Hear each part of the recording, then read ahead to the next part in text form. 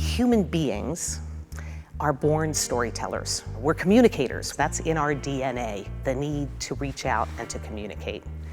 And we do it through voice, we do it through gesture, all those things. But if you think about it, human communication is gone in an instant. My voice is gone in an instant. This gesture is gone in an instant.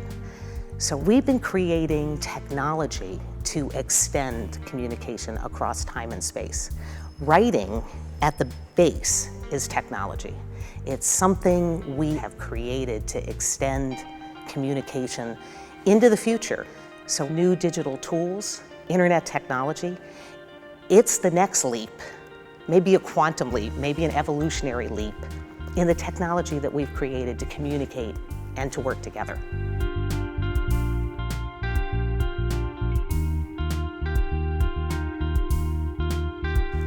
So thinking about this evolution, I always think about three things that, even in my lifetime, have dramatically changed.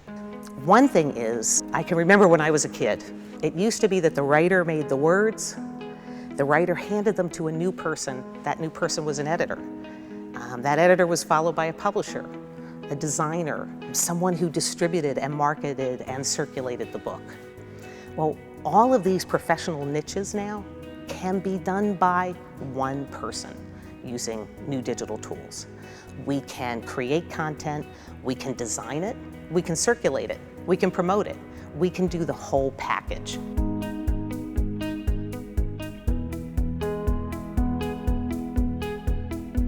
Two, we can control our own publication.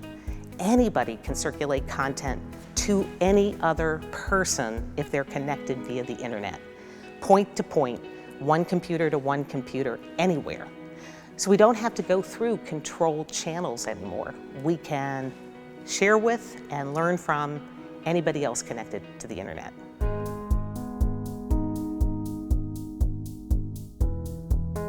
And the third thing I think of is the opportunity actually to link those computers together to collaborate among people, to create ever more sophisticated maps of content, pieces of content, to build knowledge together, even if actually we've never met and may never meet.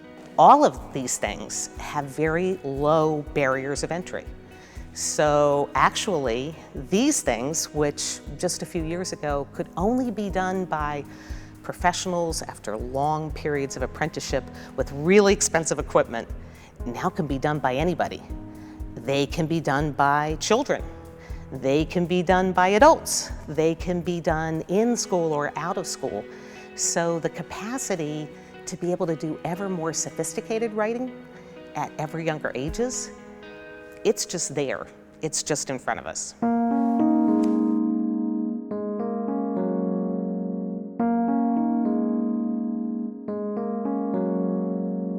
Well, just because, of course, the tools that we use to write and publish might be getting ever easier to use, doesn't mean writing itself is any easier.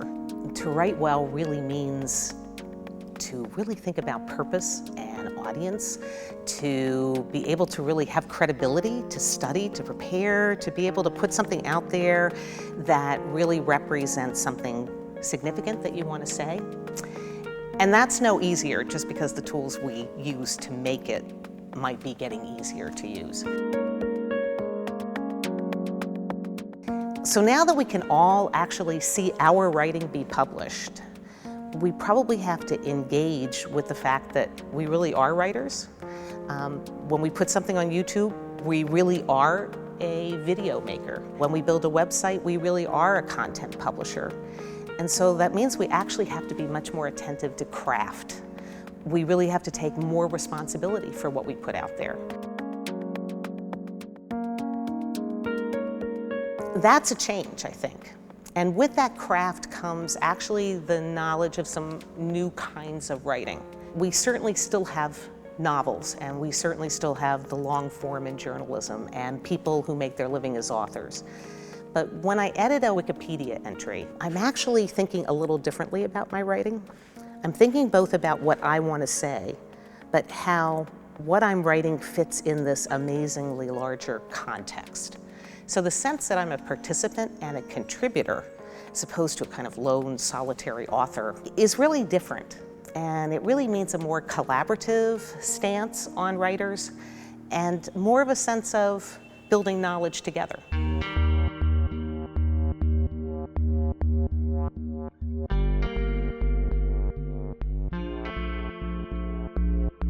The issue is in this really rapidly changing, innovative moment in communications technology.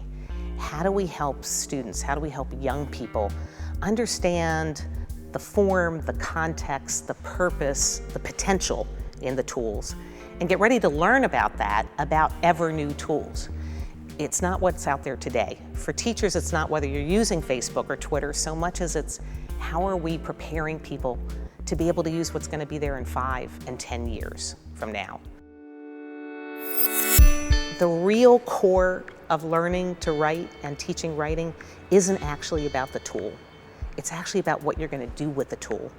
It's about becoming better with audience, better with purpose, better with what I really want to say, clearer about that, more collaborative and able to make draft by draft, iteration by iteration, something that's better.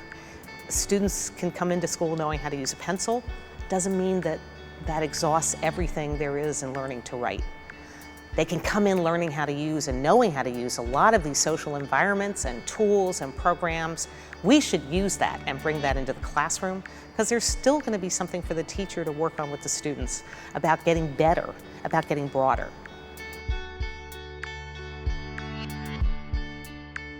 So we need to be thinking and teaching not for today, but for 10, 20, 50 years from now, when actually we settle into a world that's now been transformed by the internet and transformed by digital tools. So the moment to capture is not now, the moment to capture is the future.